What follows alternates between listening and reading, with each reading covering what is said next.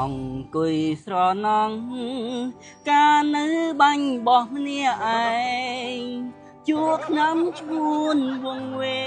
ងជួងបាយសែងភ្លឹកអង្គស្មារតីគិតតែពីជួកមិនគិតធ្វើការងារអ្វីជួងឡើងសូមរីងរៃម្ដាយថ្លៃមើលមុខលេងឈ្មោះហ្នឹងចាយហ្នឹងគាត់បរិចមកកន្លែងទៀតផ្លូវ456ហ្នឹងផ្លូវហ្នឹងហ៎អូនេះណា family burial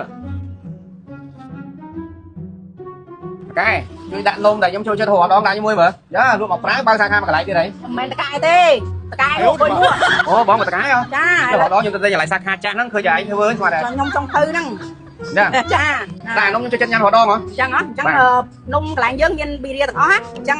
ប៊ីរៀខេសឌីឡាប៊ីរៀថាកូប៊ីរៀបូរីតូហើយវាមានសាច់មាន់សាច់ជ្រូកសាច់គោហើយនឹងសត្វអញ្ចឹងអូនយកមួយណាយកសាច់មាន់សាច់ជ្រូកសាច់គោដាក់អានំដែលខ្ញុំចូលចិត្តហូបនៅសាខាចាស់ហ្នឹងដាក់ហ្នឹងមកប៊ីរៀខេសឌីឡាសាច់គោដាក់ហ្នឹងមកអូខេចាជួយច្រើនទៀតញ៉ាំមកអស់អត់បានដែរ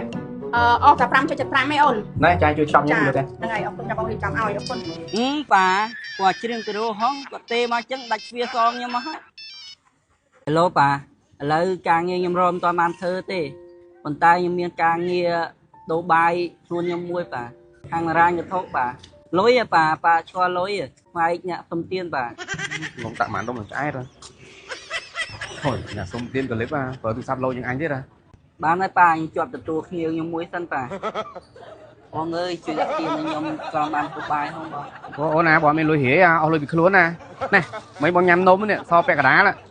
ញ៉ាំអត់បងអើយខ្ញុំអត់ញ៉ាំទេសុំដូរយកលុយវិញបានហើយបងនេះឯងសុំទាក៏លិបមែនមានជំរឿទៀតអញមាននំមកយកអត់គាត់តែបងឯងដើរមកខ្ញុំក្លិននំខ្ញុំធុញបាត់ហើយបងបងឯងធ្លាប់ញ៉ាំនំហ្នឹងអត់បងឯងថាធុញហ្នឹងនំហ្នឹងខ្ញុំកំងមករាល់ថ្ងៃខ្ញុំញ៉ាំធុញហ្នឹងបងយ៉ាងនេះលោយ៉ាងអញទៀតញ៉ាំហងៃឡើងធុញហ្មងចឹងបាច់ញ៉ាំទៀតចឹងបងខ្ញុំចាហ្នឹងយូរក្បានហើយតែខ្ញុំប្រឹងមុនទៅចេះចាំដាក់ជើងខ្ញុំដាក់អំបេះហងហ្នឹងអានេះអានេះក្រូចតែប៉ុណ្្នឹងទេដល់លាក់ដាក់ខ្ញុំហងជើងកើតសោះអូយនេះជ្រឿងគ្រាន់បាដូចដៅខួចឆ្ងល់វាមកសុំទៀតអីចឹងទៅអញហៅវាទៅអង្គុយជ្រឿងមុខហាងអញយើងឈឺចូលច្រើនមកអូននឹងម៉ាំងបងខ្លាចជីបងដាច់ចង្វាក់ខ្ញុំអស់បាត់ទល់អញ្ចឹងដាក់វាខ្ញុំផងបង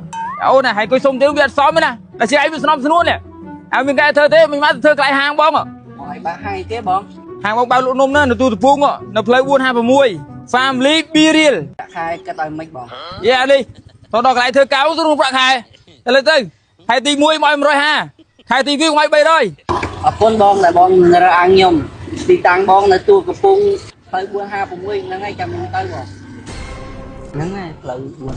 456គាត់ថាបបដាំតិចដើរទីដល់ហាងគាត់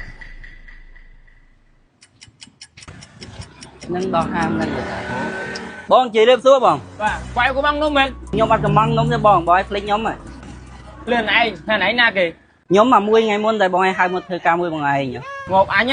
ហៅទៅខែមុនមិនឯងទឹមខែទៅមកបងឲ្យប្រាប់ថាខែទី1បានប្រាក់ខែ150ខែទី2បាន300អញ្ចឹងខ្ញុំសម្រេចចិត្តតែមកខែទី2ទៅបានលុយច្រើន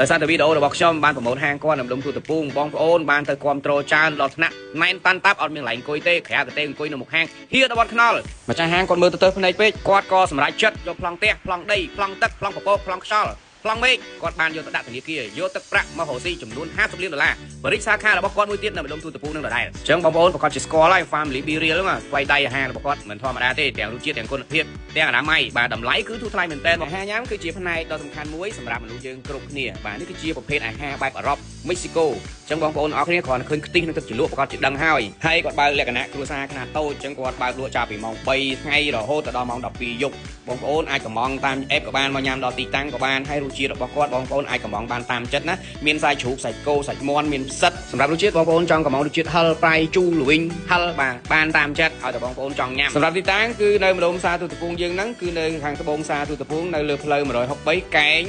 ផ្លូវចូល456អញ្ចឹងបងប្អូនជីចូលប្រហែលជា30ម៉ែត្រទេមើលស្ដាំដៃឃើញហើយអញ្ចឹងបងប្អូនអាចមកញ៉ាំដល់ទីតាំងក៏បានអាចកំងតាម app ក៏បានអញ្ចឹង link map ខ្ញុំនឹងដាក់លើវីដេអូហ្នឹងហើយបើសិនថាបងប្អូនរកទីតាំងឃើញទេបាទលេខទូរស័ព្ទលេខក្រោមហ្នឹងអាចតាក់ទងទៅម្ចាស់ហាងទៅបាទអរគុណច្រើន Family Be Real